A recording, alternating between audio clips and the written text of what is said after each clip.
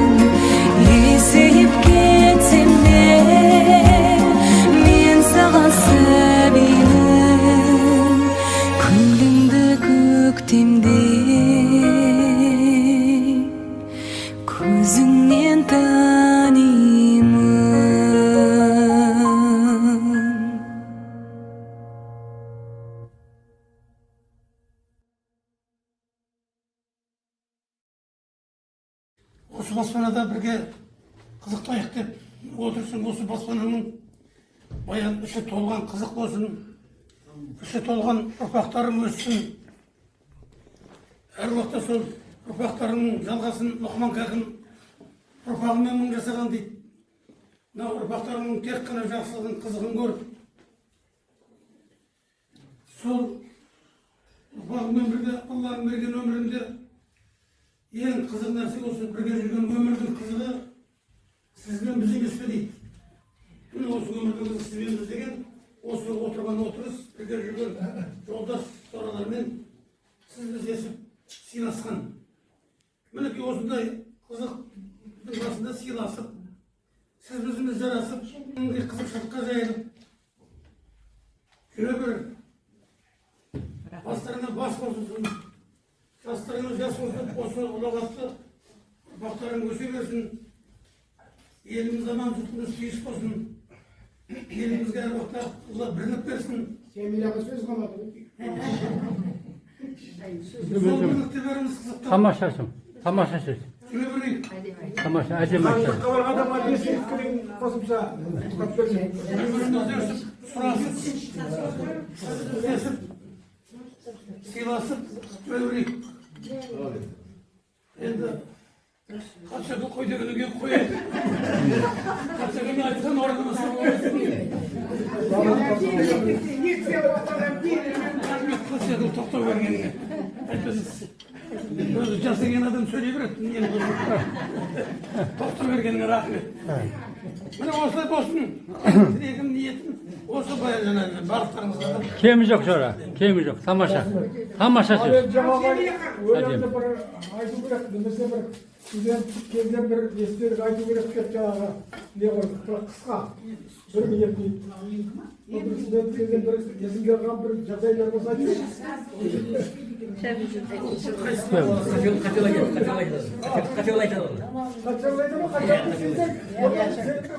сөздің басын жаңағы ойлап жасына қажылыққа барғанына байланысты енді бірінші сөз емесектен жақсы саған беремін сөзді. Жауап қылсам, шынын арасында бір жаққа салттан тәртіпке шақырып әлеміздің барлығы естеліктер айтасың. Kitabımıza güzel ne verirsin, sözlü güzel ne verirsin, bir ben verirsin. Екі жылға бересің ба? Жақында да бермеймін. Yıkını bire yıkını. Жоқ, бізге әлі уақыт алып. Айтты, сөз айтты,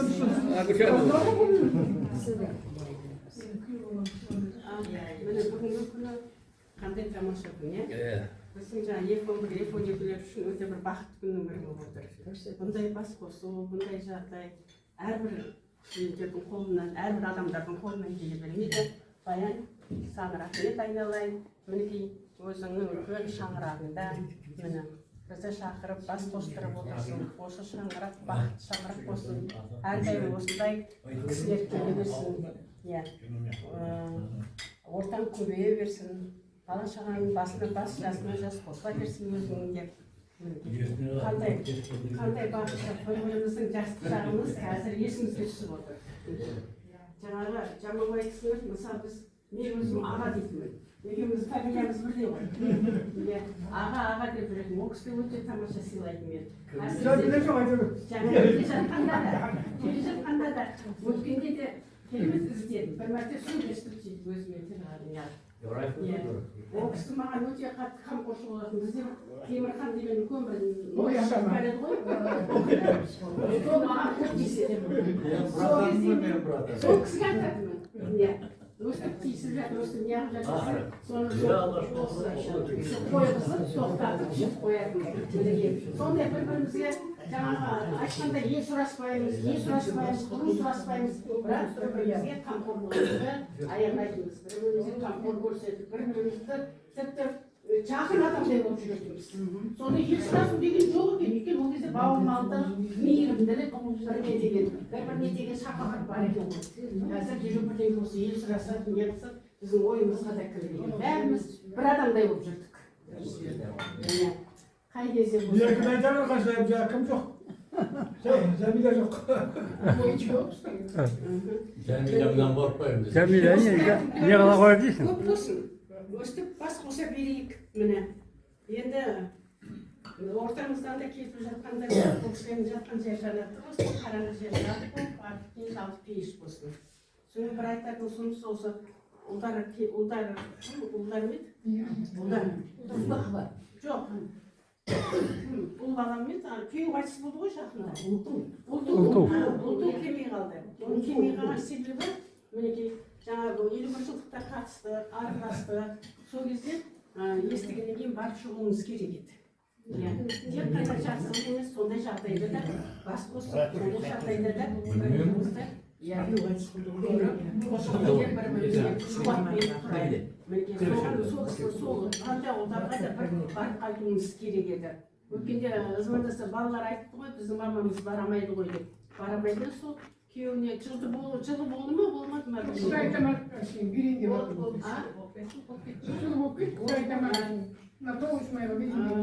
Соған ойласып енді өзіміз біледі ғой, соған бір барып шығуға болар еді деген ұсыныс бар менде. Сондайды да қалдырмайық. Қанша жазып отыр. Осыны бір ұйымдастырып, сол ұлдарға бір барып шығу керек еді. Күйеуін көрдік, 51 жылдықта бірде болдық. Баласымен несіменен келді. Ал енді әрі қарай басымыз аман, бауырымыз бүтін болып, аман-есен ойнақ күліп, осындай жақсылықтарда бас қоса берейік. Осындай кездесіп күніміз көп бола берсін. Амин. Орынбек жазыпты, Түлкібаста туғаныма қуанамын деп айтып жүр Орынбек.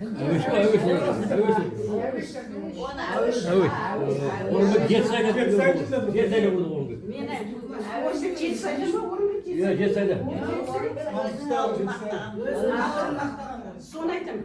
Соны айтамын енді. Өйтіп не алғанша, өйтіп сырттан мақтанғанша бізді бір экскурсияға неге шақырмайды екен сияқты. Рас қой деп қоямын ғой. Экскурсия ондай тамаша жер шын осы тұрған жақын не болса да, Ванука болса да көрмеппіз. Сондай жерлерді мысалы көруге не қыламыз, көріп тұруға болады. Сондай жерге экскурсияға шығуымызға болады. Міне жақсы жерлерді. Жақсылықтарды басымыз қосыла берсін. Жамабай ағамызды көрдік де көремей жүредік. Оған да шүкіршілік Аллаға. Аллаға шүкіршілік айтайын. Естімей қалды ғой, мен ағамның қандай қамқорлықта жүретін. Жақсы, аман болайық, аман-есен болайық. Тек қана жақсылықтарды бас қосайық. Баян, тек қана дастарханың жақсылыққа жайылсын. Сен бала-шағаңа рахмет, Құдай сондай сана сезім бергеніне оларға. Өстім мама сіздің жолдастарыңыздың басын қосайын деп, сенің көңіліңді көтеріп, сен көңіл күйіне қарап жүрген балдарға рахмет, мында бір рахмет. Күлшайым, екеуміз де тоқтасып, Тәжібай, менің жамбылымнан артық жер жоқ деді. Иә, ол бізге Жақсыбайға рахмет айналайын, ол шығар. Бірінші мынау алыстан келгендерге көп рахмет, Баян. Жетісайдан келіп отырдыңдар, Тамара мен Сарыағаштан үйленген Жезеге келіп отырмын, Жезе келіп отыр, алыстан келіп отыр енді. Темірхан бір жағынан күйеу бала, бір жағынан досымыз Шымкенттен келіп отыр, осыларға көп рахмет. Енді әжең келемей қалды, сонда соқтан 51 жылдан кейін басымыз қосқанды өте көп рахмет, ғанибет Баян. Екі айтқан сөз қосыламын, 40-30 жыл болғыңызда мүмкін арамызда келген нелер тірі болатын бек, аруақтар. Өкінемді соларға. Мысалы, Асан да өнер кетті, өрнекте, мысалы, жақ кетті. Ана Рысбек пен Жандаров, Әбен, мысалы, бәрі. Сол екі жыл өтті, аман есіміз бәріміз, сауымыз, бір-бірімізде жүріп болса да, не болса да қарап, бар екен ғой деп, тексіз боламыз. Жора бүгін жәмия барып келді, Меке Мәдинаға. Суретін көріп, сол мәліміз, мысалы. Біздің ішінде бірінші қажы осы екеуі деп. Сондықтан енді қуаныш көп болсын осы үйде. Бұрыннан келіп жүрген бұл жаққа, кезекте енді қателігімнің жұмыс барысымен келіп кетемін деп Баян іздеймін бірден. Бірге оқыдық, бірге 2012-де бәдер 19 іздеймін, 2011-де ол кезде. Сондықтан енді отбасын қалап қоймын. Қолдарың да өсіп жатыр, жеп жатыр, рахмет істеп жатыр. Кендеріңіз түгел жүргені тек қана бәрі қуаныш болсын, жақсылық болсын осы үй. Тек қана қуаныш көбелер көбейсін, немелер көбейсін. Солардың тойында бас қосайық деген азық қылмасақ. Сондықтан осы ғараққа тек қана жақсы қуаныш деймін. Бәрімізге амандық тілеймін бәрімізге. Амин. Амандықтан келіп отыр, ар жақын мысалы. Қордайдан келіп отыр күміс. Алтынкөл, Тараз, Жібек, Ровный бәрінің. Магенттік шақырып алдық күнді. Жібекті. Шақырып алып, келді. Kaçağı hayatta biz özümüz, tamadamız. Soka bärimizge tek gana yüreğimiz ak, birimizge ak, dilegimiz ak, am bolak bärimiz. Tek kuvanç aslık basıp söyleyeyim. Amin. Al jaka öyle gaydan süpürürsün. Anekdotlar tasın süpürürsün.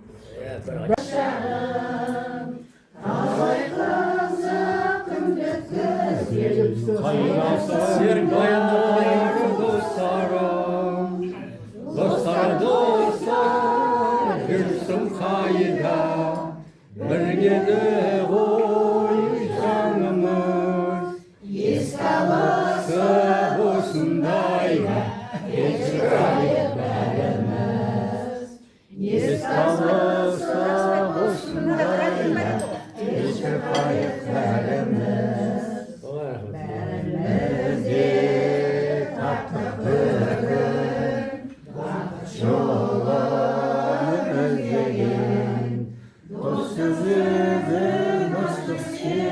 Evet, başında bizdeyin dostlar, yürüsün kayıda, birgede oy canımız, biz kalırsa olsun dayda, geçir kayıplarımız. Biz kalırsa olsun dayda, geçir kayıplarımız. Hadi gel. Hürmetli kursdaşlarımız öyle bir basas var ki hiç basas var. İyi bir şey rahmet böyle basar var. Bayan basa başlamadı. Rahmet. Yani ben mektebimde zaten gez atanı casusum böyle şey. Ama neyse şakvar cebenizdir. Paşa'nın kızım gözündür. O zaman yapmadınız. Evet. Güzel gelmesin. No. Mektebimde geçerken yerine eski çığırdım da bana başlattı. Rahmet.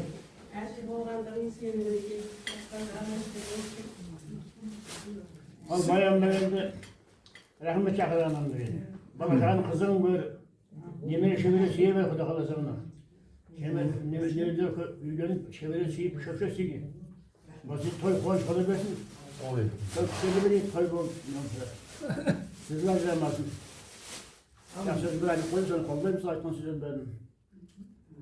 Sayetli olsa. Rahmet. Hayır bir istifa. Ne bizi atıyor biz de tamam. Kızım çekme. Diyor. Böyle Namcıgan bilmem de başkası da seç. basaydı. Başka üstür çaraydı. Kelere Sözlü sorfalı. halk sekse sözsün bir çıkan taraftan. Yerler yeri şıkkan yerden biz olumuz duruz. Birinci barlıklarınızga Xuday den sağlık berip, kuvvet berip, осы dasturxanda basımız qo'shilib atqanına mingda bir şükür. El jurtlarınız aman esen kelip, el jurtlarınızga aman esen jetingizler deb aytib qo'yaylik. Ay rahmet. Екіншіден мына баян жаңа кіріп те келатып айтып жатырмын.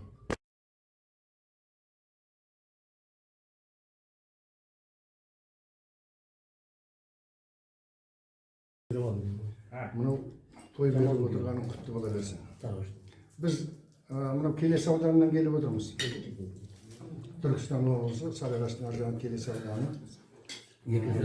Тойға мынау Бибіжамал Базарқұлова, менің жұбайым, мына келініміз келіп отыр, одан кейінгі қолдағы келін мынау сіздерге қазір қызмет жасады.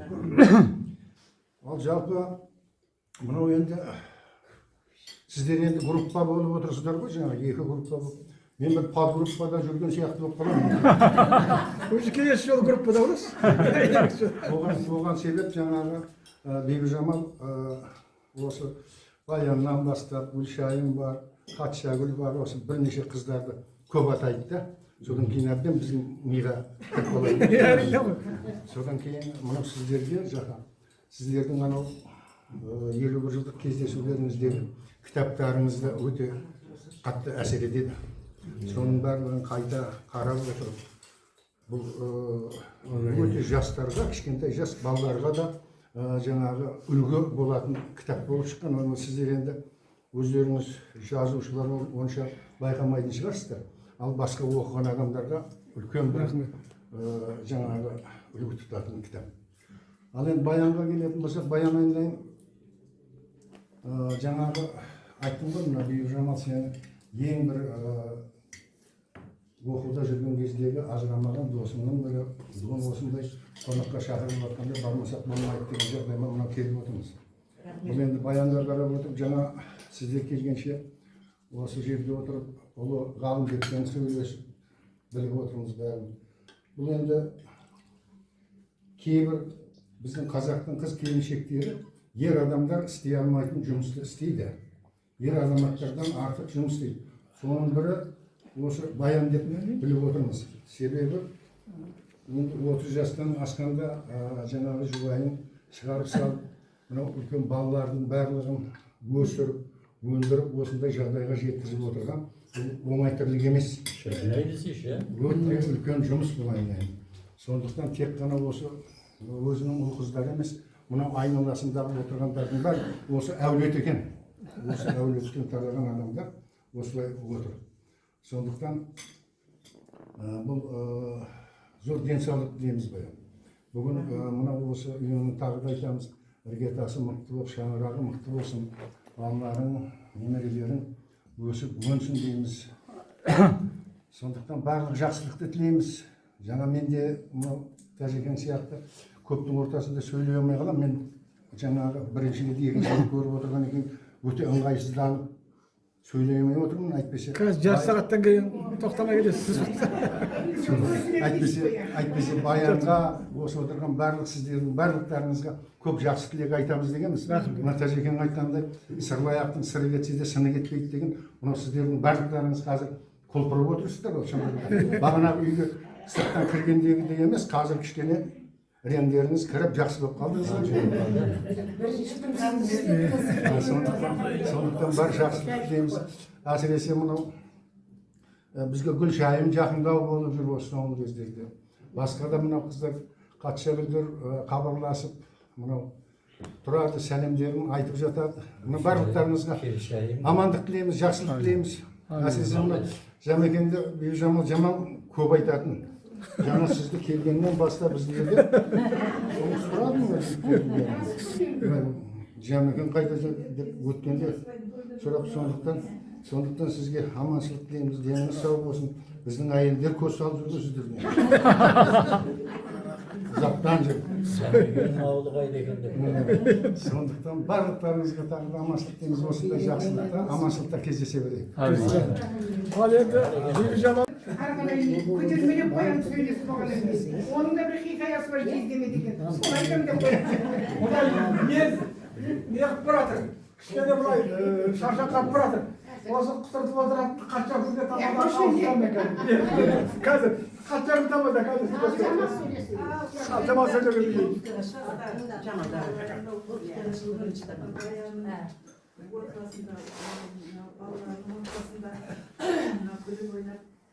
Төрт көзіміз түгел, почти түгел ғой енді.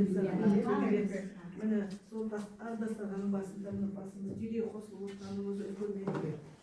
Енді жас шақты еске алу деген, мынау студенттік шақты еске алып отырған деген керемет нәрсе, оны жасын келген уақытта. Олар жаңағы қарияның ішінде отырсаң, бізде қойшын әкеліп дейді. Анда өзіміз кездескен кезде қандай бір баяғы жастық шақ. Әкең жаңағын көрсетпеп, енді не істеймін, бірақ қанша әріп жазғанын білем, 7 әріптен асқан жоқ. Ақырын арқасына келдім, бір параққа жазылды. Ал мен жете бергенде бір парақты жүзіп қойдым. Мінекей сізді көрдіңіз бе, сіздің атыңыз жазылған қағазды бізге көрсетуге де қимаған кісінің қағазы. Я сол парақты түгел жұтып қойдым. Мен сондай батырмын. Бұл кезде сол бір-бірінен жігітіміздің атын жасырып, ал анау ұлдар болса онымен бір аққияда бір жігіт бар еді қапал деген сен гопал деген жігітке таныстырамын осы гопал деген жаздың әртіс ол оны танымайды да сен гопалға беремін деп қоясың ол келіспейін жүрмейтін енді жамалдың ойында енді сіздің барыңызды білемін айтады сөздің ортасында сонда Бала махаббат десе бала махаббат. бала махаббаты міне жамалдың сол бала махаббаты бір қарақой көлік жұтып қойғанда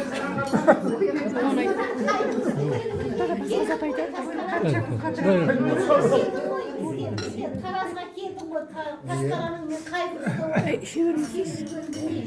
жамалмен бір жатамыз іше ғой тасқараны жақсы қарсы алды кәдеге барды қыдырдық бізді киноға баратын болды тасқара жамал бөлек тұрады біз қыздар бөлек тұрамыз біз итереміз тасқараның қасында жүрсек деп жаңағы қолын ұстамайды демек тұрма бір қыздардың ортасында жүреді ғой бір біріне жақындаспайды ол келгенде қалауды сөйлескенін білмей сөйлеспей құра сен жамалды көріп кетіп қалды киноға барды жүрді тасқара кетіп қалды ымдасып көзбенен кетіп сол ойынан кетпейді кәдімгі менің ойымнан кетпейді деп ортада бір қыздар жүреді сені жақынмайын десе бірақ жамал бөлек шығып кетеді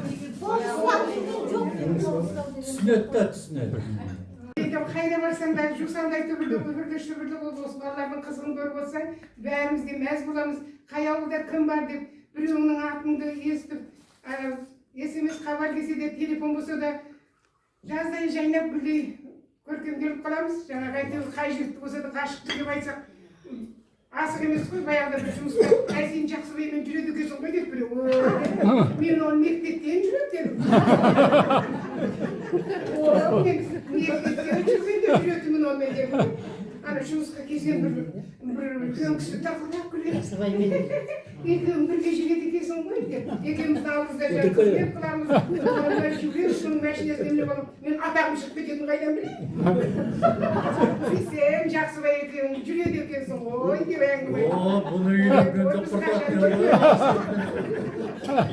сол әйтеуір сонау бала махаббаттар сол уақытта біреуіміздің қолымыздан біреу ұстаған жоқ қой мынау луговойдағы жігіттер болып шоферлардың жанында отырдық біреу бір жаңағы қатты сөз айтқан жоқ қауын қарбызды әкеліп беріп барып бізбен қайтадан көңіл қосқысы келіп қолын созғысы келіп еді әкелеріміз ұрып бір общежитиеден қуып шықты ғой соларды баяғыда содан кейін барғанда сол секілді сол жігіттердің де анада бір адрестерін білдім бір екеуі бар екен әлі 70-ден асты да әйтеуір олар бүйтіп біздің қолымызды ұстамақ тұрмақ атымызды атамайтын еді ғой мінекей сөйткен сонау ардагер жігіттер сіздерсіздер мына қадамдарыңызға гүл бітсін мына шақырып отқан баянның да қызыққа білегендерсің мына бала шағаның қызығын көріп бұлдай қайдай берейік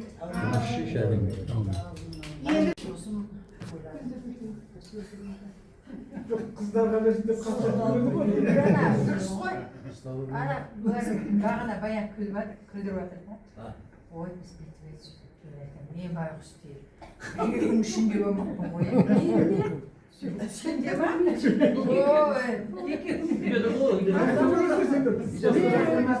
Жақсыбай дейді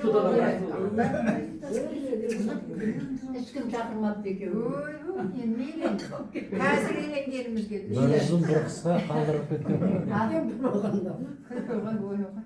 қалып кетем бе деп қорқып басынан бастады да аяғын қойып қанша болған болды ал енді рахмет қыздар жігіттер күлкі деген жақсы ғой алла сол күлкіге жеткізсін төренің қызысың ба қожаның қызысың әлбетте елді сұрауын қарашы картина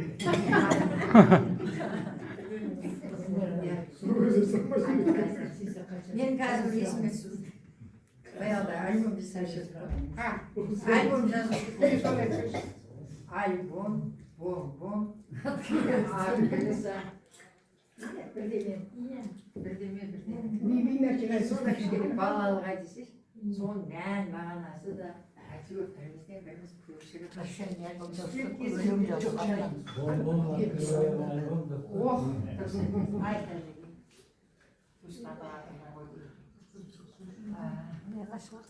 енді сол жазып отырғанда басына жазатын едік қой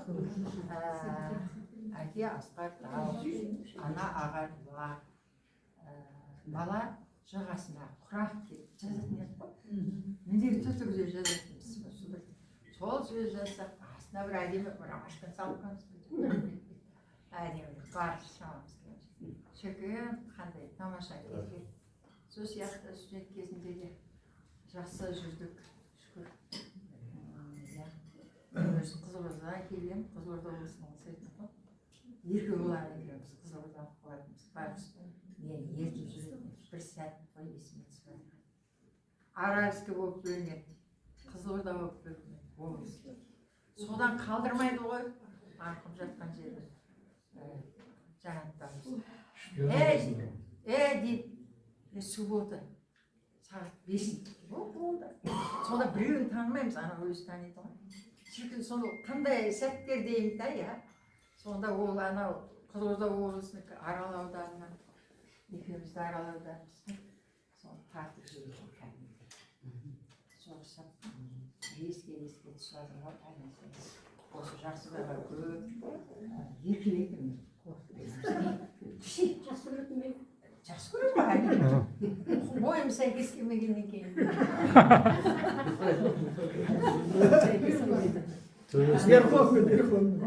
Uzun boylu derin oynuyordu. O da uzun boylu derin oynadı demiş. Çıkıp dedim ben. Жақсы ма? Yok.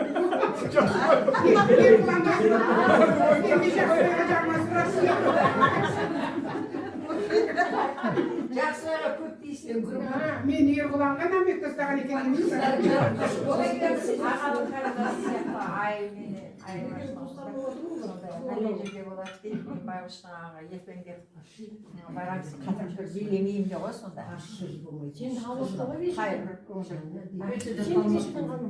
Қалмайды ғой сол Арал теңізіменен.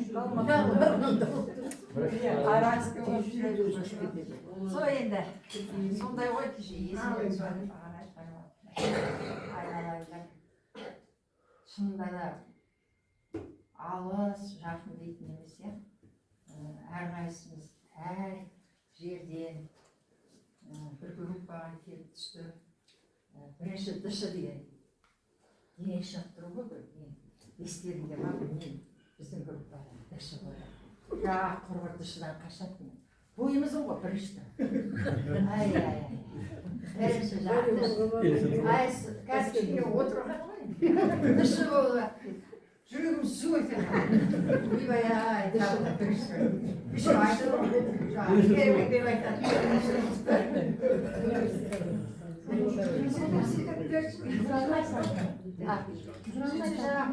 Естерде ма?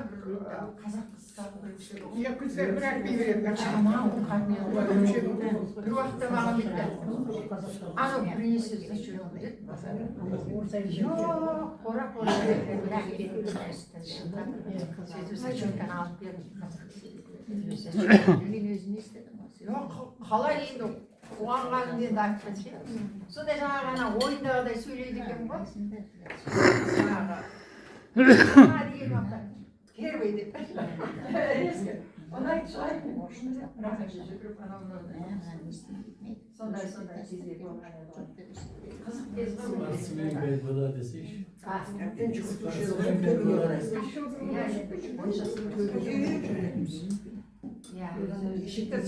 Ойлапты, біз осындай жасқа келеді, бала өсіреді, ұрпақтарымыздың өзінен жеміс күтеміз, оның балаларын сүйеміз деп, өмір деген қандай жақсы. Бірақ мен ризамын.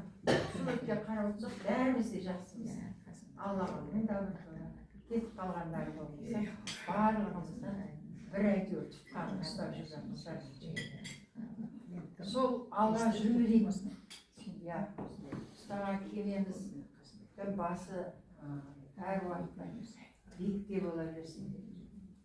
Жанұяларымызда сондай қуаныш нәрсені тілеймін. Енді Баяшқа кеше ана неге де жіберіп жатырмын. Ой, тұрмай Баяшқа, сен біздің студенттердің ішінде ең кішкентай екенсің. Бойы ұзынымен едім деп жатырмын ғой. Ең кішкентай екен. Январь айында 52 жыл болды. Иә, содан жаңа күліп жатырмын. Сіздерден хабарламасын, қуанасың ғой. әрине. Иә, осындай бастамалар көп болсын деп айтамын, айта алмай қаламын деп отырмын. Мынау кең жайылған ақ дастарханға Алла тағала нәсіп берекесін берсін. Мынау бір бөлменің ішінде шамшырақ жанып тұр. Осы шамшырақтың сәулесі бар уақытта балалардың басына құтты болсын же. Амин. Барлық жақсылықтар бола берсін. Ұзын бойлымын ғой, сөз көп менде. Бірақ енді мына тоқтатып қысқартайын. Айттым ғой, басына шаттап жүреді ғой.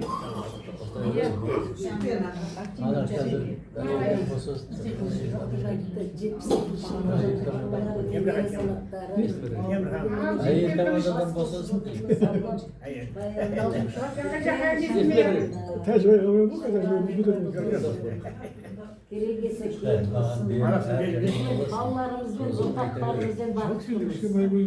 Осы ұрпақтарымыз өсіріп, соны қызығымыз сол балаларды бағып, соны қызығын көрерге айналайын. Не деймін, тек қана өсуде жақсылық болсын, немере шөбересі. Мен сөйлеймін, тек қана WhatsApp-та ғана.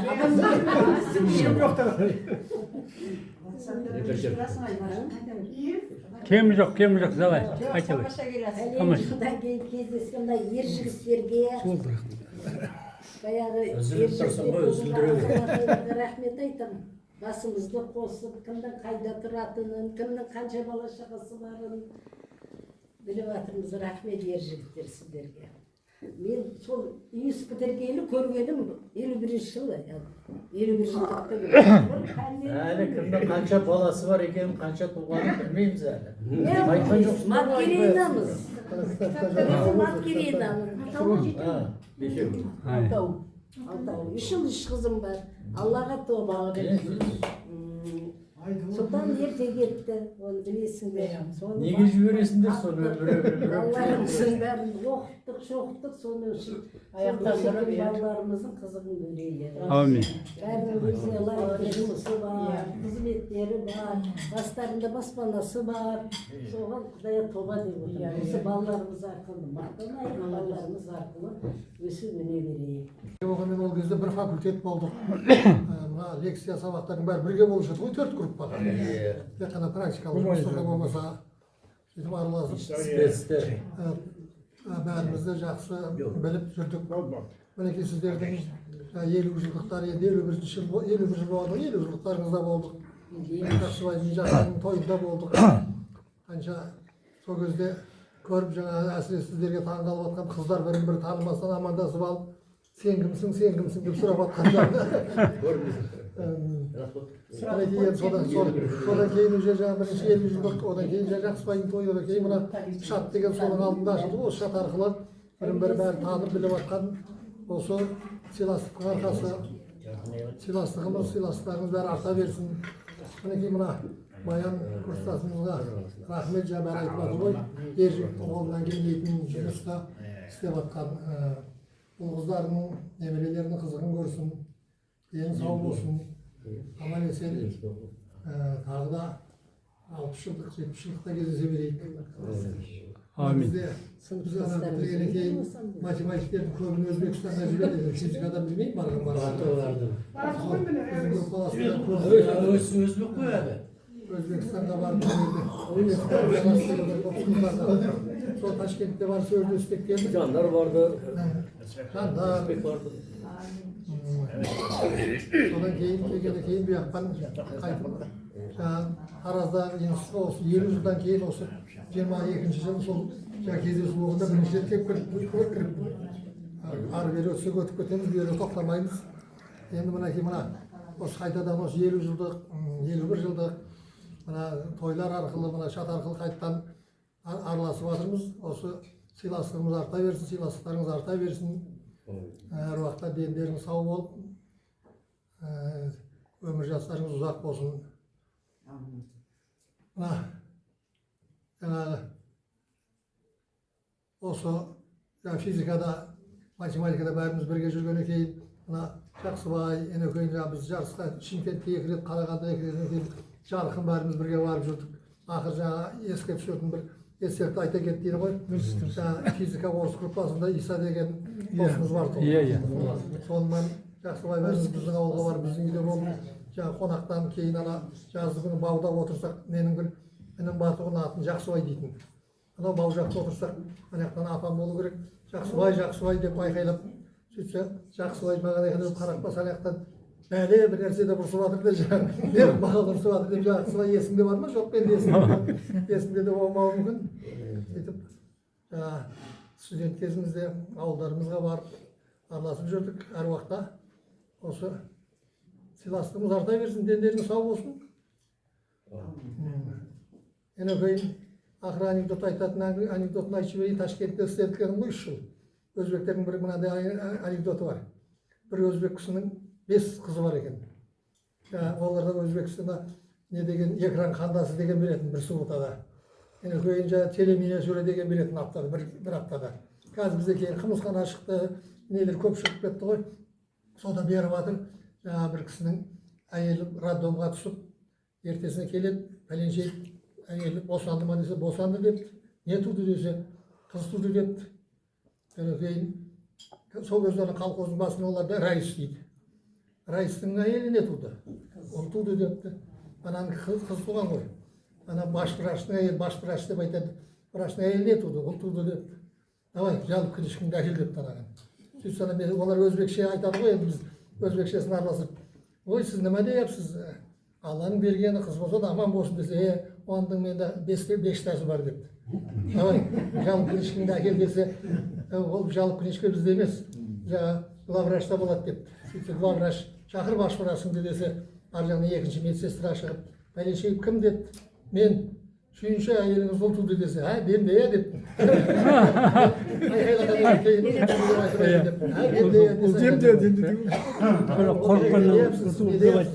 Ол әйеліңіз ең ұлды біріншісі қыз еді, ұл туды деп, демде деп айқайлағаннан кейін ұл туды деп айтып өзбектердің бір анекдоты да еді. Ал, айша айта бер, мен анекдотымды айтып қойдым. Негіз айтып қой кейін. WhatsApp'tan söylüyor, мәшімді жақсы сөйлеп дайындалып отырып, вечердің ортасында да болды. Жақсы мен Жорканы ұйымдастырған. Сонда Жорканың аузына Құдай салғанда қыздардың бәрін жинайды, сөйтіп. Жүріңдер, сөйтіп ұлдарға келіп. Бармаймын мен, сессияны тапсырмай қалдым. Сөйтсе Жорка, мен докторский диссертацияны қорғаймай қалдым, сөйтіп. Наплевал твой кандидатский диссертация. Сол дұрыс келіп, балаларың да, өздерің де сондай жағылымның соңында келсің Жорка. Көп болды өзімен кездеспедік, биікшіңнен көріне берді. Ал енді қыздар, жігіттер, енді жас кезімізде бір-бірімізден сөйлесе алмадық. Саламатсың ба дейміз, кетеміз. Сессияда да, лекцияда да отырамыз. Енді мына ашық, жарқын сендерді көрудің өзі бір ғалимдік болып. Тәуелсіз. Иә, мына орнымызды бір сөйлесіп көрмеппіз.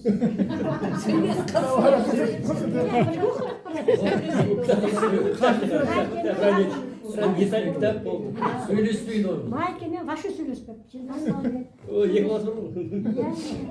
Сонда жақсы байлар. Оның папканы арқалайды да жүреді. Иә, есілдерді оқу, ана өркіл деген подружкасы бар, сонымен сөйлесетін ол. Оқып жүрген кезде жақсы білірді. Математиктің балаларын не қыласың? Өзіңіз физиктер тұрғанда дейді ғой. Мен миыма кірмейді. Математика, физика, теорияның артынан қалмайды. Сол бойынша сөйтіп жүріп шымкенттен бірақ шықты. Алып бардық қой бір. Аллаға шүкір, Аллаға ризамыз. Күніге тоба дейміз әйтеуір. Алланың бергені жаңағы батыр ана, 7 бала шағамыз бар, балаласын өсіріп, үйлендіріп, жайландырып, шөбере сүйіп, енді осындай ақыл айтатын дәрежеге жеттік. Мына 70 жас жақсы жас дейді ғой. Негізі жақсы жас деймінші. Кейде бір 40 жасқа шақырып, 50 жасқа шақырып. Бармай қойсын деген, картайып қалдық.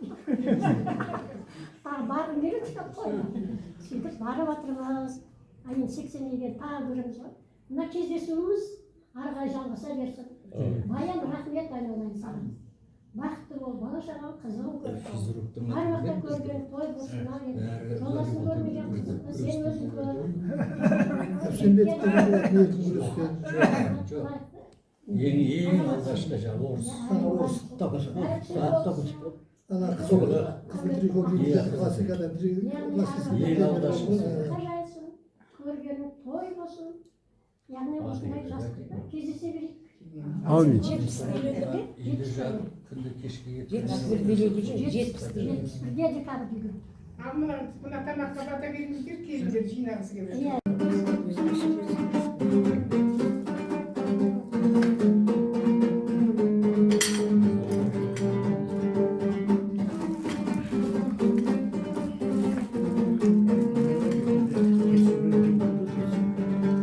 Жетісудың қыздары Азияда бірінші орын алып қалды.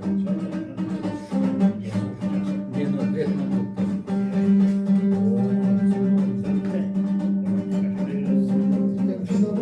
Вьетнам болып финалда алып қалды. Вьетнам. Жетісудың қыздары бітті. Сендерді танитын негізгі дәмен, абай, жібек төртеуміз бір класста оқыдық қой. Содан группа, сендердің группаға барып тұрамын. Содан танимын.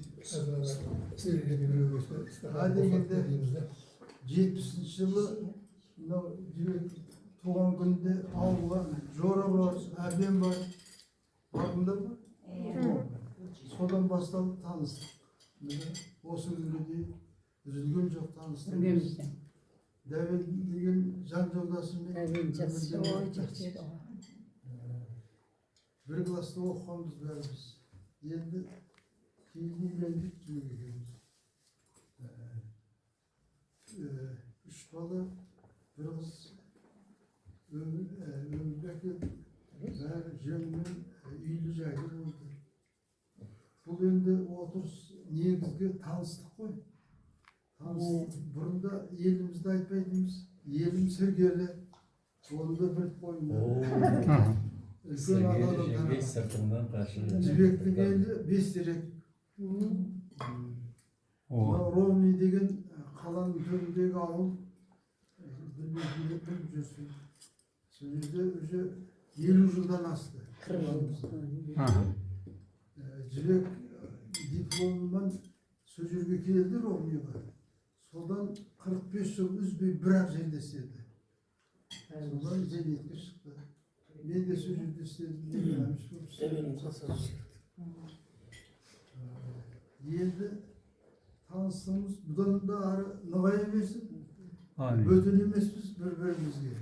Жақын, туыстан да жақын болып кеттік. Амандығымызда, жақсылығымызда, қуанышымызда бірге болайық. Мынау бүгінгі бастан жақсы рахмет. Балалардың басын осы бір-бірімен емін-еркін сөйлессін. Баяғы жастық шақтағы қызықшылық еске түсірсін деп отыр. Өте дұрыс жасалынған нәрсе деп отыр. Енді мынау немерелерің өсті, шөбере көп. Солардың тойында, қызылында басымыз қосылсын. Бізге не керек? Бірінші денсаулық керек. Не деген қай уақытта да денімізге қарайық, денсаулығымызды ұзақ өмір сүрейік. Жақсылық болсын, қуаныш болсын. Сонда Amin. Başkanım.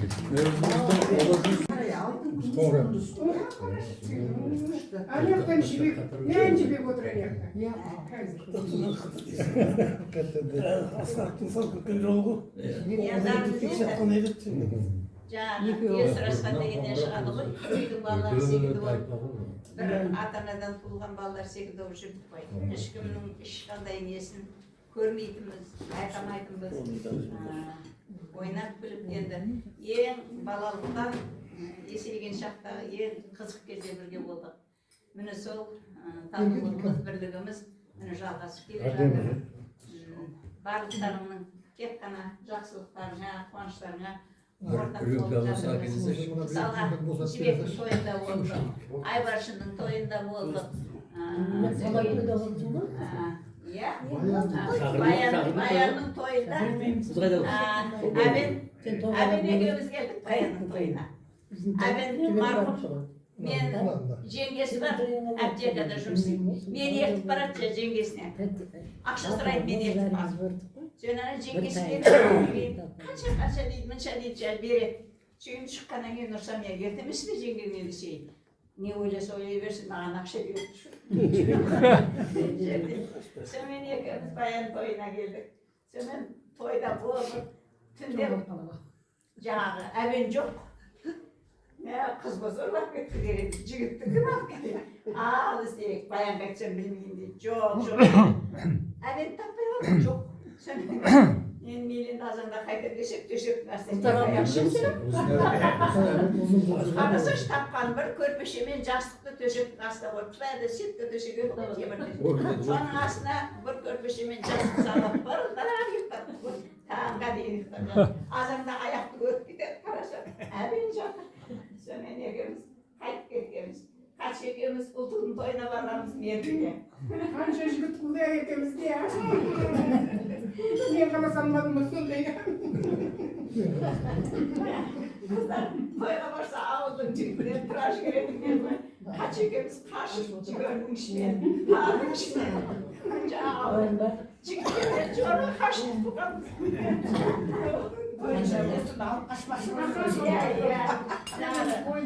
Естілген қыздар екен, подружкалар екен деген табандашты естіген. Иә, бұл заманда шақыру, қонаққа шақыру да оңай емес. Мына Баян, рахмет саған.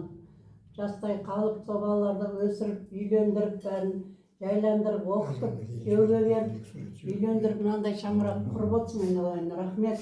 Сенің еңбегің адал, еңбегің жана берсін. Мына келін балаңа рахмет, сенің сол жағдайыңды бәрін түсініп, сенің қас-қабағыңды түсініп, сенің қас-қабағыңа қарап осындай шақырам деген мынандай класстастар 50 жылдан кейін шақырып отыру деген ол енді сенің еңбегіңнің ақталғаны енді, Осы балаларымның қызығын көр, енді немере көріп атсың, шөбере көр. Мен шөбере көрдім, 3 шөберем бар. Мен құсап шөбере көр, аман есен жүре бер, енді қызығын көр, осыларды өсірдің ғой, Бала өсіру деген оңай емес, жалғыз басыңа, Әр уақыт қуаныш той болсын, осындай. Сіздерге, қуаныштымын көріп атқан, Жорка деп күлушек ба, бәріңізге қамқор болып жүретін группада. Бізден айтып қамқор болып жүреді ғой, Жорка деп күлетінбіз. Соғысап қамқор болып жүре бер, қалмаңыз шақырғаннан, басқа түсіндерін.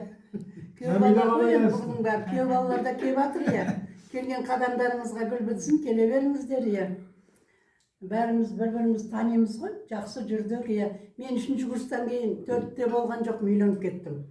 Соның кейін 4-те де бірге жүрген қыздар бар, бәрі бітіріп тақанса.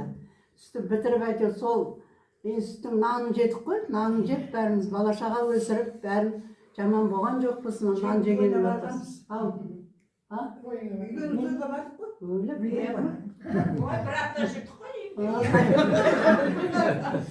Елдің бәрі бардық дейді. Күйеуім мынада еді, қыздар деген жоқ па? Ошақлар өйтіп айтпайды ғой, ошақты мына бір ошақ жанында ошақлар өте кең болады, сондай. Мына біреу жанында бір жақ қайынсіңілім, бір жақ бадырыстан. Қайсысы ошақ? Міне, Ташырек қой, менің күйеуімде Ташырек ошақ. Екеуміз жақын неге бардық қой. Солсақ, аман есен болыңдар. Мені қуып барып қалып кетті. Бұл қуып келіп қалып кетті. Мен. Бұның күміс беташарына бардық. Екеуің келіңдер ғой. Күміс екеуміз бардық беташарда. Айбарсын. Бардық, сөйлден қайттық қой. Сол қайта-қайта барып жүріп қалып кеткенсің. Бір-ақ рет бардым ғой беташарға, сондай болды. Ағамыз сенен айырылмай қалды. Білді ғой. Білді ғой. Мейлі, аман болайық. Сұлтанның немесіне Бұл нағашы жиен ғой. Нағашы жиен бұлар. сол жігітке. Бұл жиен мен нағашы. Мейлі, әңгіме бұйрықта ғой. Бұйрық болғасын бәрін кете берсін. Қыз баланың уағында үйленіп кеткенде жақсы мен өзім деп. Ал құрған шаңғарақтарың биік болсын, бәрінің осындай шаңғарақтар бала-шаға өсіріп, немере өсіріңдер, шөбере өсіріңдер. Аман болыңдар. Әйтеу хабар шыққанда қалмай келіп тұрыңдар, бас қосып. Бұның өзі де жақсы ғой. Бір күн, 2 күн айтып жүреміз, кімдер келді деп. Денсаулық болсын, денсаулық болса бәрі болады. Рахмет, келіп осындай қуанышты бірге бөлісіп жатсыздар. Рахмет бәріңізге, келіп тұрыңыздар. Баян Ол кімнің қолынан келген?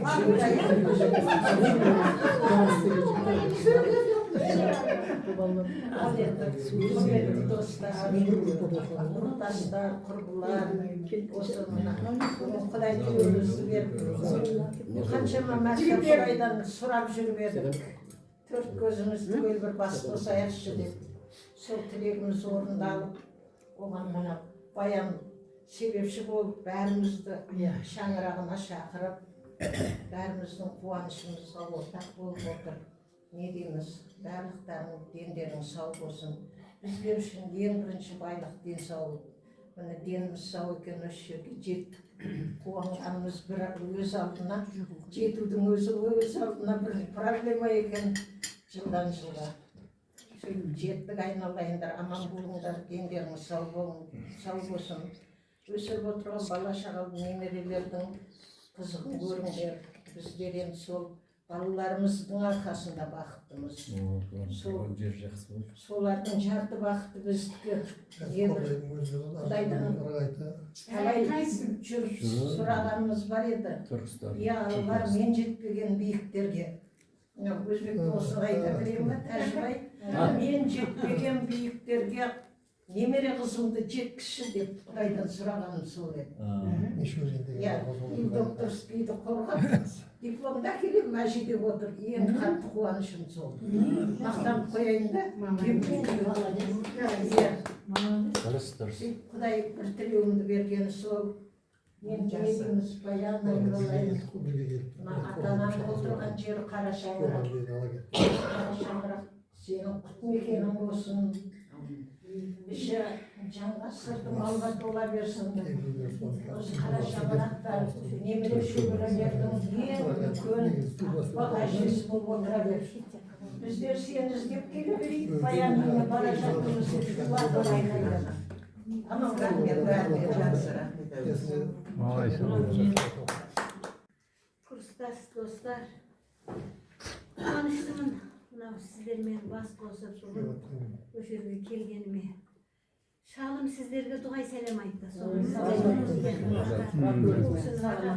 Сесауы болмады, әйтпесе ол кісі отырыстың бөлек келетін еді. Біраз жыл болды, сесауы болмай әйтпесе. Бәріңізге береке, бірлік тілеймін. Отбасына аманшылық. Көрінген балалардың тек қызығын көре беріңіздер балалардың. Адам ұрпағымен бақытты ғой. Амин.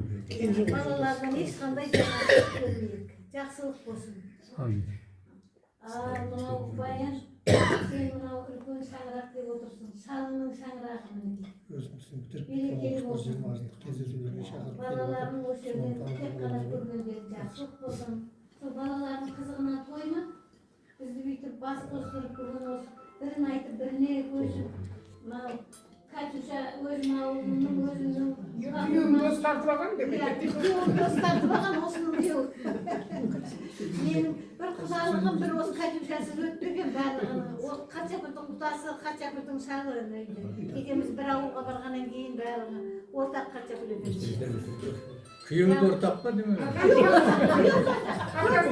Маған келеді, жақсы бүгін.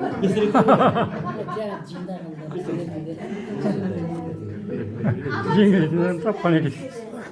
Аманшылықта ғана кездесейік. Жақсы қатейік бәріміз. Балаларға масыл болмайық көп ауыл. Күчайын екеміз бір ауылдың қызымыз ғой, екеміз бір-бірімізге қайта-қайта звондаймыз. Ештеңе істемейік, тыныш жатайық, ертең барайық. Естігенде, бір уақытта бүйтіп менің балама барады дейді. Мен де айтамын, менің де балам ауырып қаласын, өзім апарып келем дейді. Бір уақытта мына қыз звондады, балаларың не қыласың да? Серік барсын деп. Соны мен күйеуімнің азымен күн шығар деп, екеуміз де серікке жармасып алдық. Бізді апарасың сен дейді деп. Бұл қыз менің қайынсіңлім ғой, менің күйеуімнің қарындасы. Ол жақсы қылдың баласы, мен шолпан қылдың қылдым. Екеуміздің әкеміздің арасы 2 жас. Бәріне қуаныштымын, тек жақсылық тілеймін. Береке бірлік тілеймін. Балалардан ешқандай жаманшылық көрмеңдер. Амин. Тоқтай тұр. Мәдина қалада ғой. Сотқа беріп алайық дейді. Алыстан бастаймыз.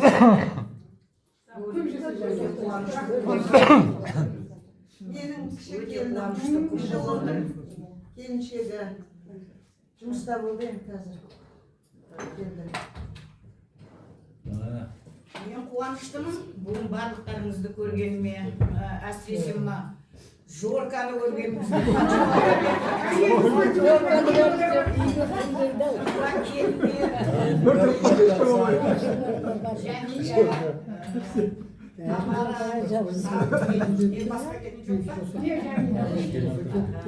сендерге рахмет, махаббаттарыңмен бірге қол ұстасып, біздің осындай отырыстардан қалмай келгендеріңе. Күйеу балаларға рахмет, Тасқара, Темірхан, Серік, үшеуің әйтеуір бізбен бірге жүресіңдер. Бүгін барлықтарыңды көргеніме қуаныштымын. Бибіжамалды көргеніме өте қуаныштымын. Біздің негізі осы бәріміздің басымызды қосқан мына ер азаматтар. Жақсыбай, Тәжібай, Орынбек, Амантай, Майкен. Осы басында 51 жылда ұйымдастырмаса, біз бір-бірімізді танымайтын едік, бір-бірімізді білмейтін едік, кімнің қайда жүргенін білмейтін едік. Осылардың іздеп тапқанына мыңда бір рахмет айналайындар, бақытты болыңдар, денсаулықты болыңдар, балапандарыңның рахатын көріңдер. Міне енді традиция болып қалды, жылда бір-біріміздің бет-аузымызды көруге асығып тұрамыз. Былтыр міне Майкеннің несінде болдық. Биыл енді мынау повод, баян шақырғаннан кейін өзім де ойладым, группаға біреу шығып жазатын шығар, давайте биыл бәріміз барайық. Негізі ешкім жазған жоқ, бірақ жазбаса да сыртынан кім ұйымдастырып жақсылаймын. Енді жазғаннан кейін кім келеді, кім келмейді деп сөйтіп ойладым. Бірақ барлығы келіп тұр. Рахмет барлықтарыңа. Ал баян жаным салиқалы, салауатты, ұрпақ өсірген кірдәлете отырсын көңілі. Барлығымыздың басымыз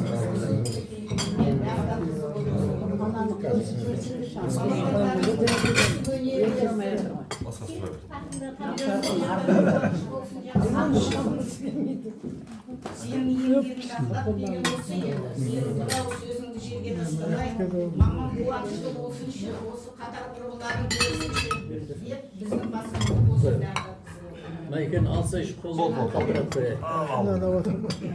Қатшагүл қырғызша неме айтып еді ғой, мақал айтып еді ғой, мен енді қазақшасын айтайын. Қанша аяқ кірсе, сонша құттыйды үйге кіреді екен. Әзір мысалы, қонақ шақыру деген мақал еді ғой. Негізі байым десең, болам десең, толам десең, қонақты шақырып тұру керек екен. Үйге қонақ қанша қонақ балапандар сіздерге рахмет айналайындар. Өсіп өніңдер, биіктен көріңдер, әке-шешелеріңізге танылған биіктерге сендер жетіңдер. Үйлеріңде тек қана қуаныш болсын, жақсылық болсын. Баян жасаған күш-қуат, денсаулық, ең бастысы денсаулық. Бәріміз осы балапандарымыздың тек қана қуанышын, рахатын көрейік. Аман есен бір-біріміздің бет-аузымызды көруге жылда асығып тұрайық. Осындай шақырған жерден қалмай, барып тұрайық. Үйлерімізде қуаныш болсын, жақсылық болсын, амандық болсын.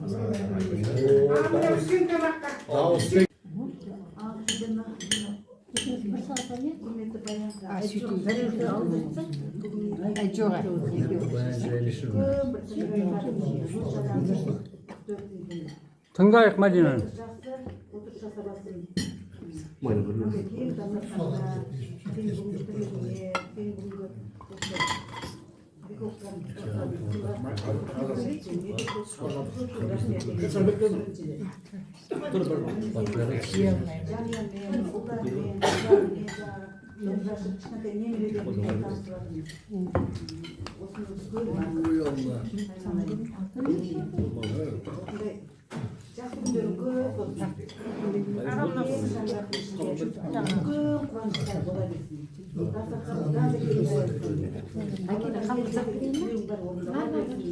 Aybakke ханым зайбыш.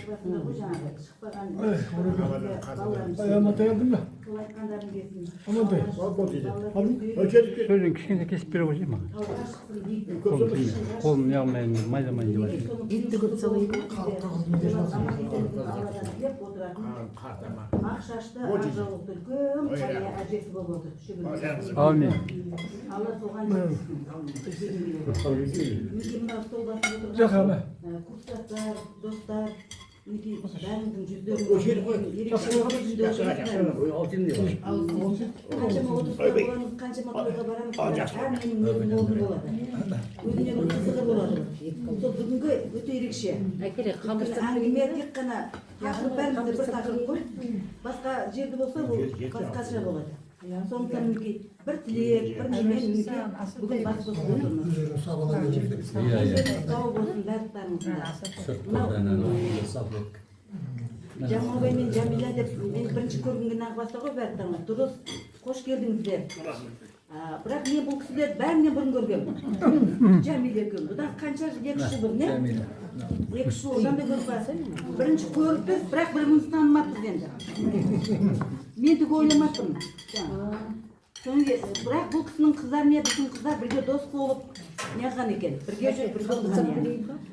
Келінім бар Хадиша деген. Сол кісілердің үйде қонақта болғанда жеңеше анау менің ағаммен бірге оқыстар ғой, бір суретін көрдім дейді ма? Ағам аты кім деді да? Жамалбай деді. Ойла деп оның деймін бар. 2 рет, 3 рет болдық қосадан бір айтпайсың ба десем, қайдан білейін, мен өзімді кейін көрдім дейді. Міне сөйтіп, енді әртүрлі себептер болған шығар, сіздерге дейін. Адам келмеймін деп келмейді емес, жаңағы бір жағдайлар болып қалады. Денсаулығына байланысты. Мінекей енді ағам денсаулығы мен ауырып қалады деп Хадиша айтып жатады. Ендеріңіз сау болсын. Ендігі отырыстардан қалмаңыздар. Иә. Өте жақсы отырыс болып жатыр мінекей. Керемет бәрі. Барлықтарыңыз жаңа айтып жатыр ғой. Мына біздің группадағы жігіттерге рахмет деп.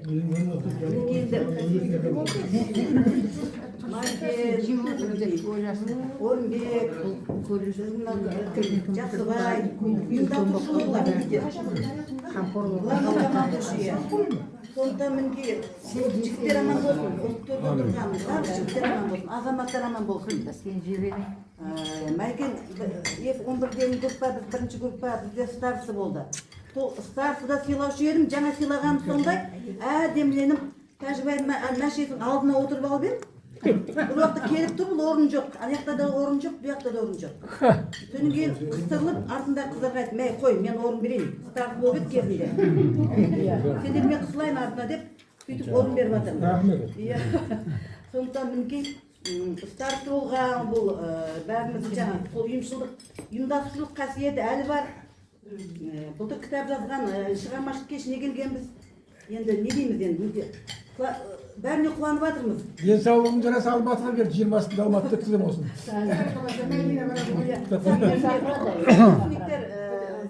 Мен сокурсникімден мақтанып жатырмыз ғой, жаңағы старсымыз болған деп.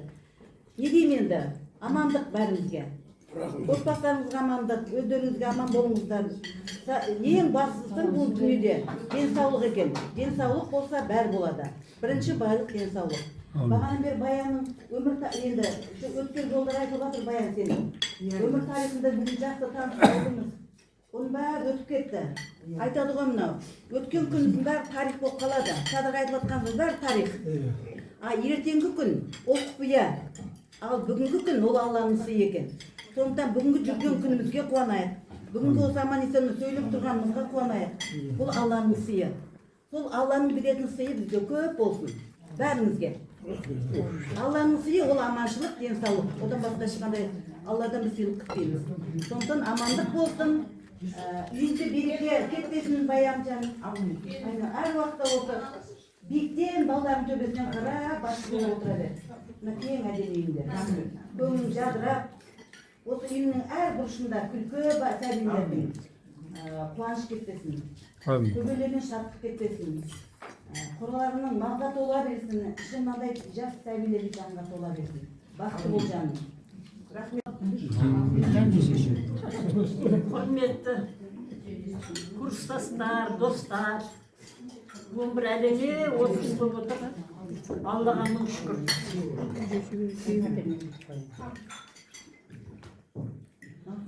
Осындай отырыстарымыз көп болсын, тек қана жақсылық болсын, аманшылық болсын. Еліміз аман, жұртымыз тыныш болсын. Бала шағамыздың, немере шөберелердің қызын көре беріңіздер. Ал баян, ерекше рахмет айналайын бүгін. Басымызды қосып осындай тамаша отырыс болып отыр, бала шағамыздың немере сүйіп атсын, шөбере сүйіп, немерелерін үйлетіп, шөбере сүйіп, әлемі аға жер болып отыра берсін. Денсаулық болсын. Барлығымыздың да тек қана денсаулық, жақсылық, бала шағамыз аман. Қуанышты күндеріміз жүре берейік сіздің. Біздің 2-11-дің группасымыз біз бірінші рет Амантайдың тойына барғанбыз. Бәріміз барғанбыз, бәріміз. Курста ғой деймін, бірінші курста. Аяғында. 5 жылдыққа барғанбыз тойға. Жеу, қайтқанбыз. Группа өте өрес болды ғой. Маған тарасты ғой. Әлемі Тарасты ғой, бәрісіне өрес болды.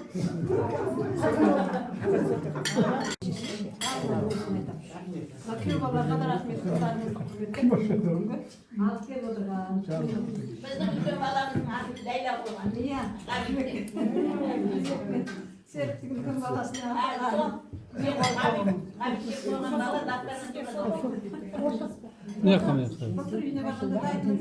Бері қарай білейін. Окей.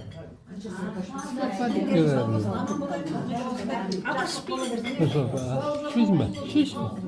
Сорпа тамақта жеген жоқсың сен. Шеш сорпа. Бір пиала бер ғой кеше. Өмір бойы. Бақытты сәттеріміз. Сол бақытты сәттеріміз көп болсын. Бәрімізге соны. Амин. Бақытты сәттер көп болсын.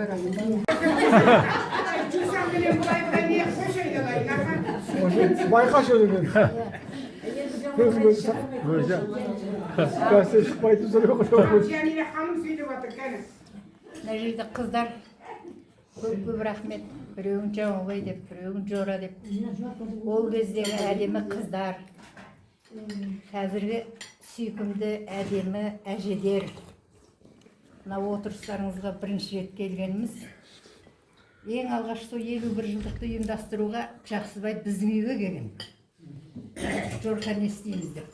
Ол кезде болмай қаламыз деп ойлаған жоқ. Мен де бармын қастарында.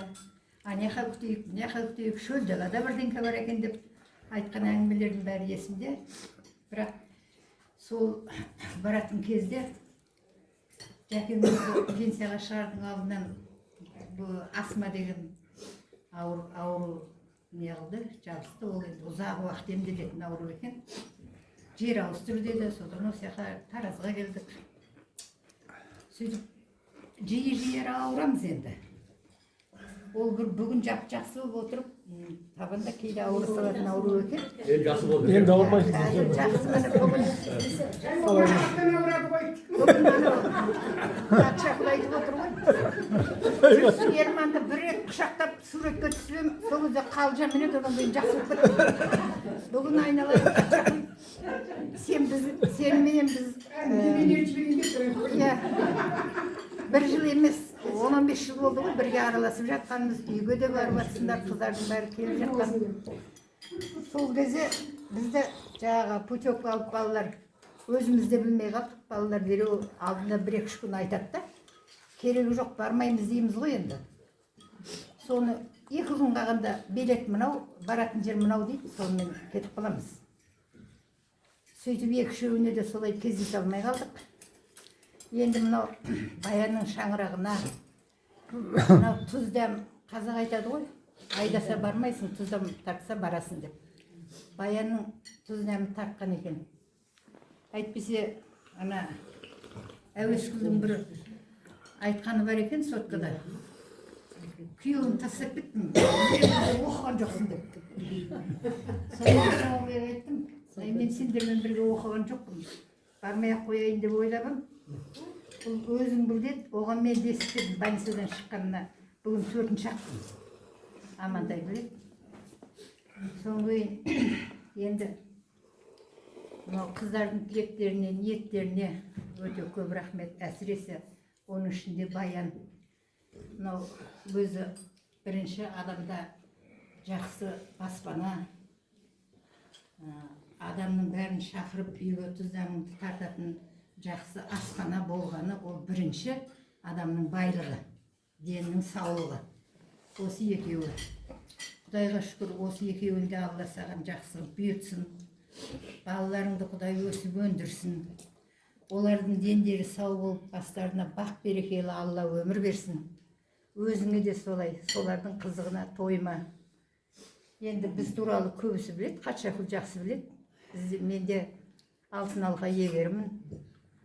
Біз Жауға екеуміз дүние жинамадық негізі. Амантайлар жақсы. Балаларды оқыттық сол, Құдайға шүкір. Қазір 2 бала, екеуі доктор наук, жаңа доктор наук не отыр ғой. Құдай біздің балалардың да жолын берсін, немерелеріне, шөбелеріне.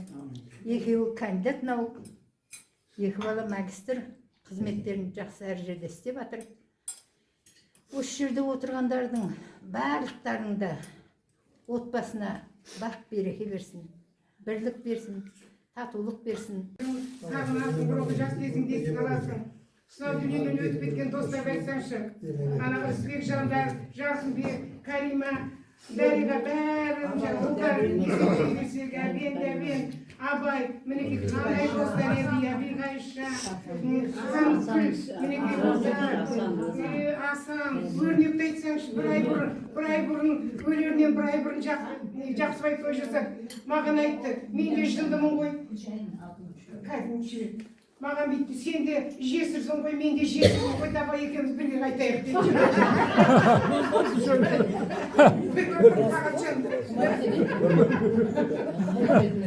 Ойнады ғой енді жаңағы айтты маған деген әзілі ғой. Айтты, не қылады дейсің мына енді әйелі қайтыс болған үйіне бара алмадық, сол жерде көңіл айтып отырмын. Сонда айтқан ғой. Айтты, байқатша сен де жейсің, мен де жейсің. Қараңғы болып қалады, мен жау сөзді қайтамын, екеуміз қайтайықшы дейді. Сол қысау деген әзіл, содан кейін 1 айдан кейін қайтыс болып кетті.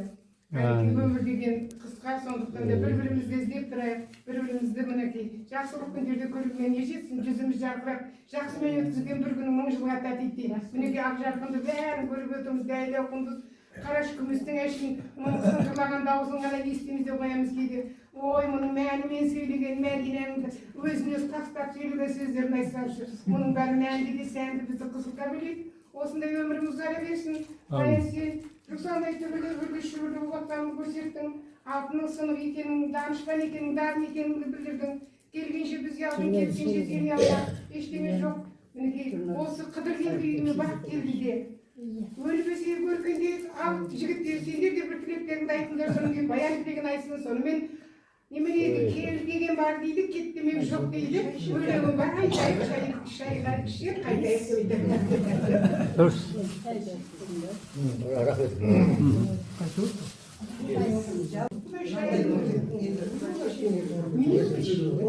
Кездескен кезде көрінген нәрсе емес ол.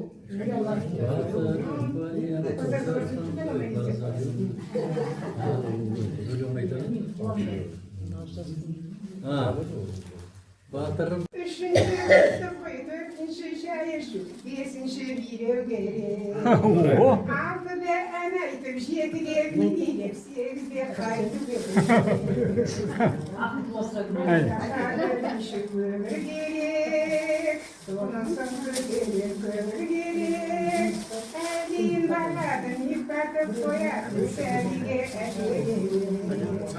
Әлдейді көтеріп бағатын әжеге ата келер. Жылқымды айдадымадыр менен, отырып қабыр менен.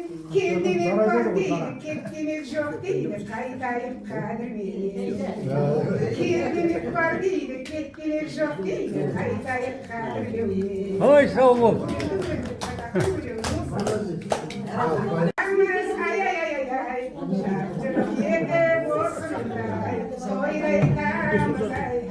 Қайтарда сайрады ғой. Сағыр соқыр қайнайды, баянтайдың иеңде құрбысының сайрайды. Ал жақсыбай отыр сен, от жақпай қой ортаға. Он өлеңді қай уақытта айтамыз, тығып қоямыз ба деп Жамал айту керек. Жамал сол өлең қарады ғой.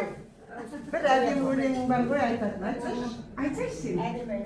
Иә. Орысшада өлеңдеріміз бар, тығып отырмыз. Осындай, бас қосқанда. Қай уақытта айтасың? Дұрыс қой, қаншаң айтқаны. Осыған көңілді ән айтып, іштегінің бәрін ішке тігіп қоймай сыртқа шығарып, тамаша. Иә. Қандай жақсы. Иә, мен күйеуге кеткен қыз екен деп қалады.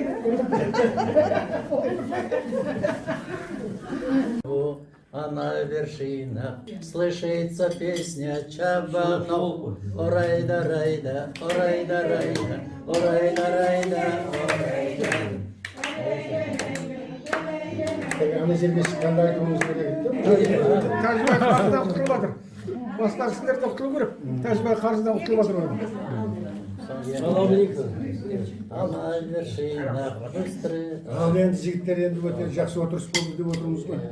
Баянға үлкен рахмет айтамыз. Мынау сіздердің барлықтарыңызға үлкен рахмет айтамыз.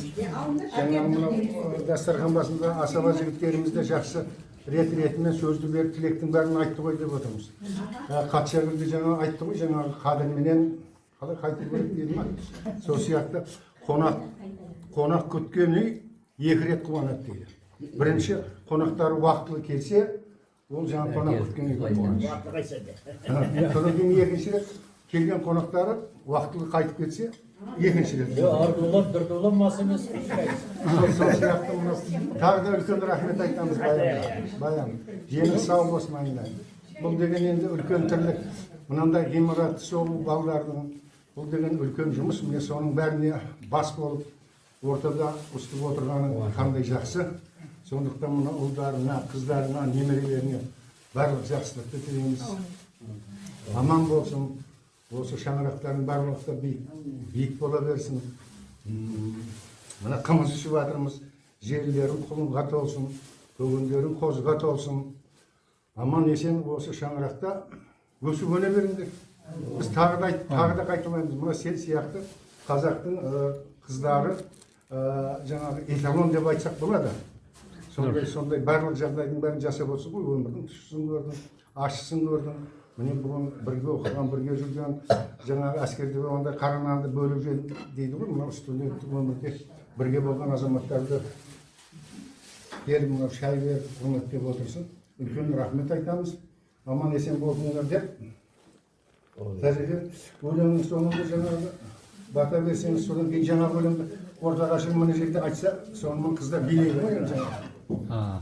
Тәжекені тамада.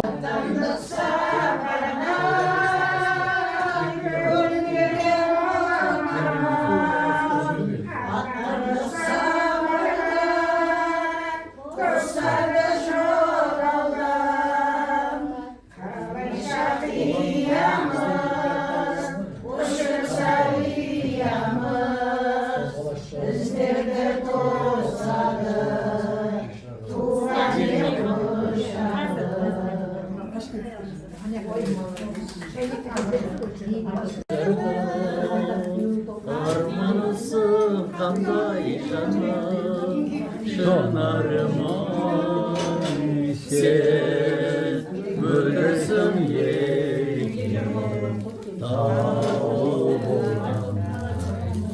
Sen öldürsün yer, Karşına getirmesek de ayğayla dağ boğan. Güzel şu.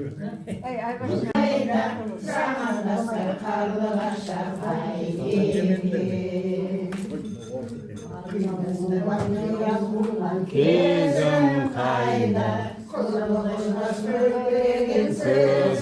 kayda, sezim kayda, sarhoşlar.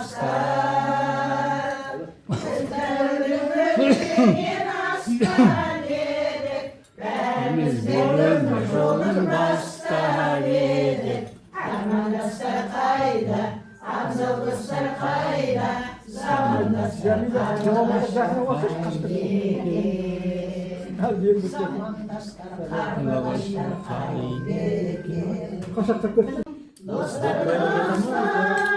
жүрсін қайда, біргеді ғой жанымыз, ес алысып осындайда, келші қайықтарымыз, ес алысып осындайда, келші қайықтарымыз.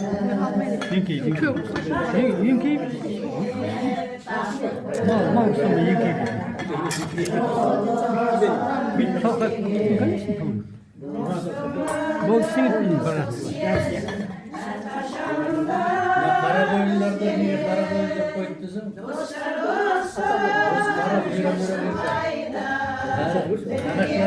Кетпейді.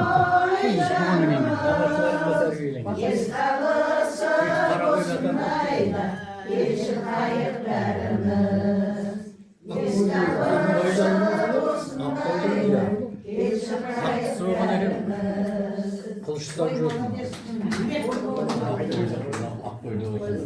Біраз білет. Тастай берші беге. Жақсыдан жақсы туған, жақсымын деп жүргендер, олар шашылып, аяқсыз бір басынан жақсымын деп жүргендер,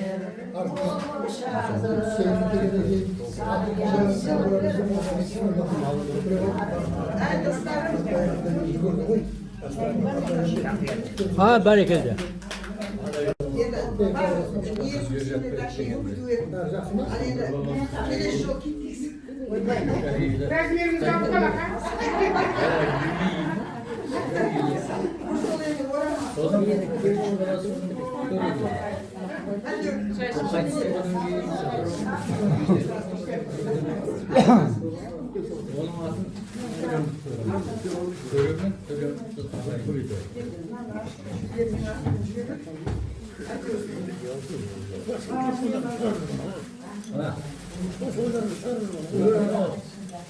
Домалағанның кітабында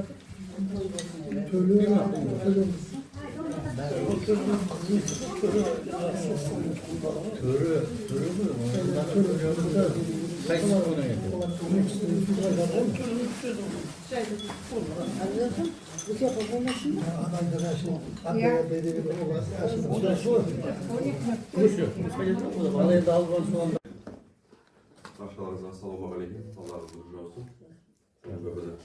Біздің дастарханымызды, біздің анамызды мына алтын уақыттарыңызды бөліп келгендеріңізге рахмет. Үлкен рахмет сіздерге.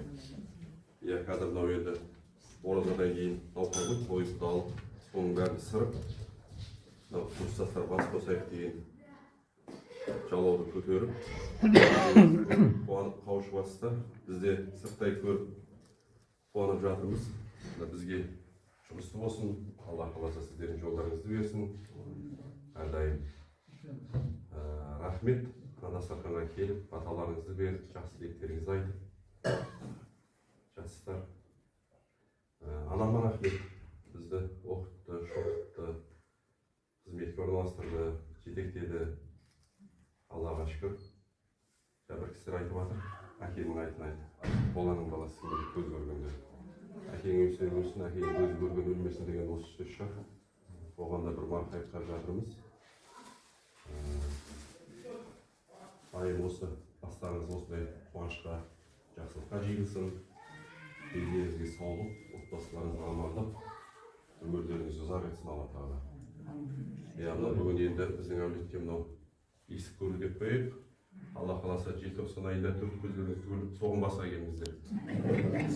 Әрдайым осы сіздерге қызмет етуге дайынбыз. Алла қаласа, Алла денсаулық берсін, заман тыныш, ел тыныш, бәрі жақсы.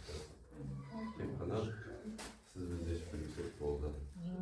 Келіншегім Назым, ат қойыңыз бар келінім, інімнің келіні қызмет етіп жатыр сіздерге.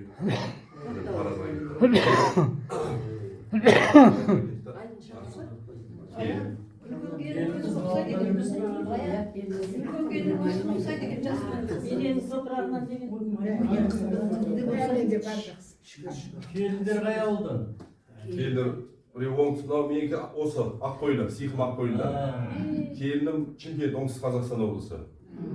Қайсысы? Ұрындай.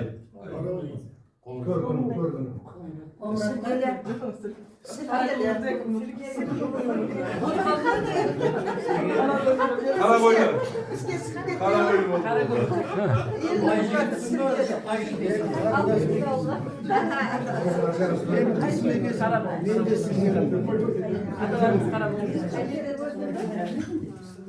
рахмет баршаларыңызға. Мынау енді отандарыңызға, әрқайсыларыңыз үйлі-шүйттеріңізге Алла шағалаңыз аман есен жетуді Алла нәсіп етсін. Амандықта, жақсылықта қауышып нәсіп етсін. Анамызға рахмет, үлкен рахмет. Үнемі айтып отырады, шаттан тыңдап отырады. Әрдайым өсіп, көңілдеріңізді көтеріп, бір-бірлеріңізді жақсы болып жүрулеріңізді нәсіп етсін. Аман болайық, бар болайық, рахмет. Саламатсыздар ма? Біздің шаруатқа қош келдіңіздер. Мама өне бойы сіздермен сөйлесіп, жасарып отырады, қуанып отырады. Әрбір үйде қарттарымыз аман болсын. Дендеріңізге саулық тілеймін. Өйстіп ауырмай, бір-бірлеріңізді іздеп, өйстіп жүре беріңіздер. Әрбір отбасында тек қана жақсылық болсын. Тек қана осындай жақсылықта кездесіп, жақсы күндеріңіз көп болсын. Мамамыздың хан сарайында қош келдіңіздер. Аяқтарыңыз құтты болсын. Не дейміз? Сіздерді көріп біз марқайып қуанып жатырмыз. Сіздердің жолдарыңыз берсін. Қандай тамаша 50 жылдық, 40 жылдық, былтыр 50 жылдыққа барған кезде қызығып, неғылған мамаға. Аллаға шүкір, сіздердің жолдарыңыз берсін, өмір жастарыңыз ұзақ болсын. Ең бастысы біздің бағымызға мамамыз аман сау болсын. Біздің қызығымызға тоймай жүре берсін.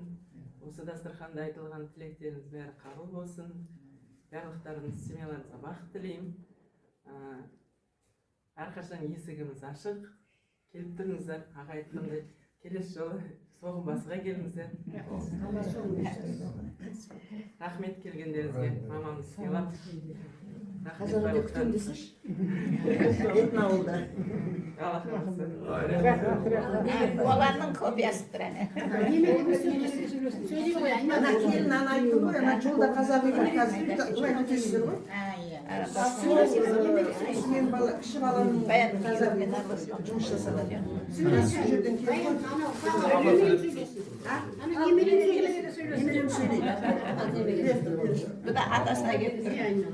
Алматыдағы қонақтар, осындайда алтын уақыттарыңызды бөліп келіп отырғандарыңызға рахмет. Осы бүгінгі айтылған ақ тілектер шын жүректен шықты барлығы. Осы сіздердің әңгімелеріңіз ести бергім келеді екен. Осы сіздеріңіз айтылған әңгімелер, болған нәрселер бәрі қызық. Келгендеріңізге рахмет. Тілектеріңіз қабыл болсын. Дастархан тек қана жақсылыққа жайыла берсін, жақсылыққа жинала беріңіздер.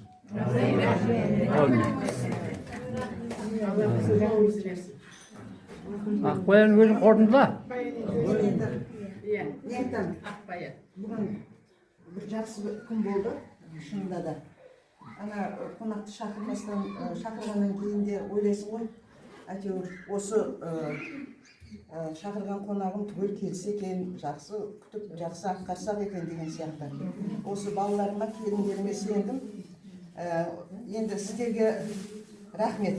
Мына қадамдарыңыз құтты болсын әр уақытта. Құтты болып, осылай жақсы тойда жүріңіздер. Міне 4 көзіміз түгел келдік дегендей боламыз. Міне жаңа да айтып жатырмын. Мына жігіттерге рахмет. Жақсыбай бастаған Орынбек, Тәжбай, мына кім Амантай келіп отыр. Мынау бәрін қуанып отырсыңдар, Жора деп. Я Жора да келіп қапты.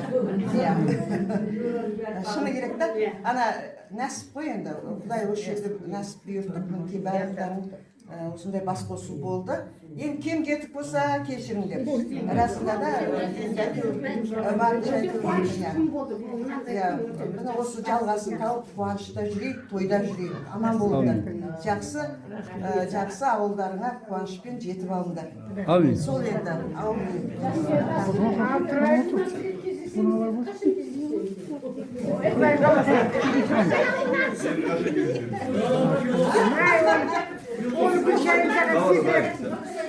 Bilep қайтам.